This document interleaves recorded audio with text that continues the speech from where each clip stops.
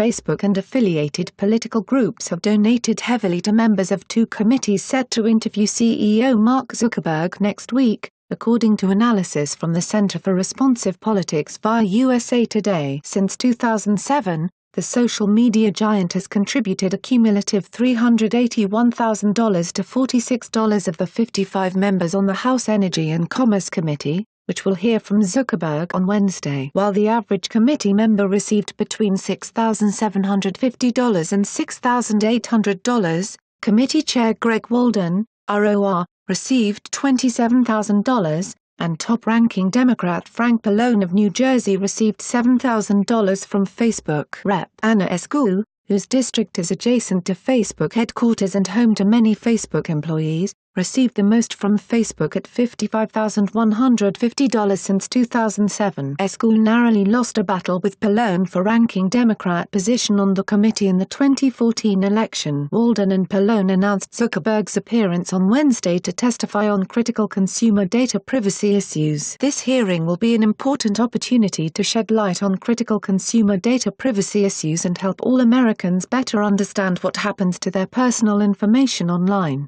Messrs. Walden and Pallone said in a Wednesday statement, "We appreciate Mr. Zuckerberg's willingness to testify before the committee, and we look forward to him answering our questions on April 11th.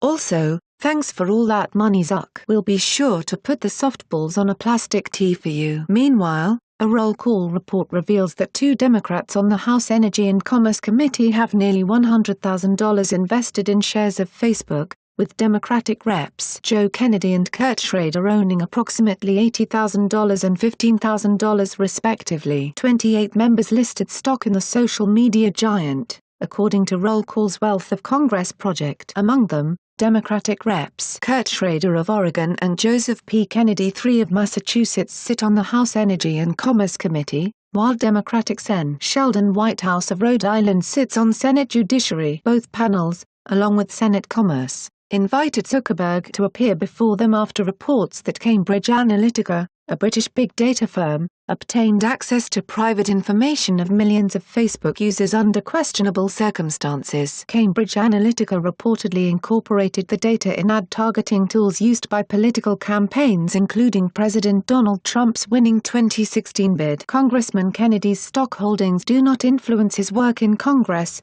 his office said in response to questions from Roll Call about his Facebook shares. Roll Call. 10 Democratic members of the committee, including Kennedy, sent a letter last Thursday to the Federal Trade Commission, FTC, to commend the agency on its investigation into Facebook. Meanwhile, House Minority Leader Nancy Pelosi owns at least $500,000 shares of Facebook through her husband, while Texas Republican Rep. Michael McCall reported at least $1 million in Facebook stock and around $30,000 in 2016 capital gains through his wife and child. Pelosi's office noted these investments are Mr. Pelosi's, not Leader Pelosi's. Leader Pelosi plays no role in this investment and has no stock investments of her own, an aide said. That's not all. Illinois Rep. Brad Schneider has at least $200,000 in the company through his wife's IRA. While Rhode Island Rep. Jim Langevin, a fellow Democrat, holds stock worth at least $115,000 and had capital gains of more than $5,000, according to his 2016 financial disclosure. Ohio Republican Rep. James B. Renacci also owns at least $150,000 worth of Facebook stock. Several lawmakers with holdings in the company say they recognize that new policies on social media oversight are needed after the latest developments. Roll Call. Several other members of Congress own Facebook as well, however one Senator,